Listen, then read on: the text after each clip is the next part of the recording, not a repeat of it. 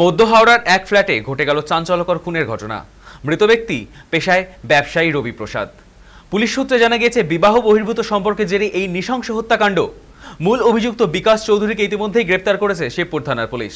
শুক্রবার বিকাশের ঘটনাস্থলে নিয়ে গিয়ে আসে তদন্তকারীরা এবং ঘটনার পুনর্নির্মাণ করা হয়। পুলিশের অনুমান, দীর্ঘদিন ধরেই বিকাশের স্ত্রী ও রবি প্রসাদের মধ্যে ঘনিষ্ঠ সম্পর্ক চলছিল, আর এই নিয়েই তাদের মধ্যে নিত্যদিন বাড়ছিল বিবাদ। জানা গিয়েছে, বৃহস্পতিবার রাতে সেই বিবাদ চরমে ওঠে।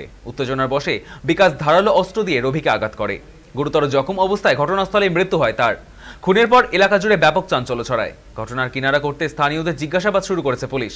প্রাথমিক তদন্তে স্পষ্ট, ঘটনাটি সম্পূর্ণ পারিবারিক ও ব্যক্তিগত দ্বন্দ্বের ফল। শুক্রবার অভিযুক্ত বিকাশ চৌধুরীকে হাওড়া আদালতে তোলা হয়। পুলিশ জানিয়েছে, খুনে ব্যবহৃত অস্ত্রটি উদ্ধার হয়েছে। ঘটনার পেছনে নিখুঁত কারণ ও অন্য কেউ জড়িত কিনা তা খতিয়ে দেখা হচ্ছে।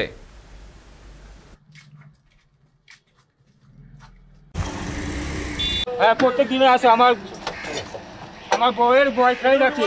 তোমার বউয়ের বয়ফ্রেন্ড? হ্যাঁ, আমার বউয়ের বয়ফ্রেন্ড ছিল। আচ্ছা। লোক নিয়ে আসছিল আমাকে বাড়িতে মারতে জন্য। আচ্ছা। কিচেনে চাকু নিয়ে হ্যাঁ, আমি সেলফ ডিফেন্সে ওকে মেরে দিয়েছি। আচ্ছা, সেটাই হয়েছে।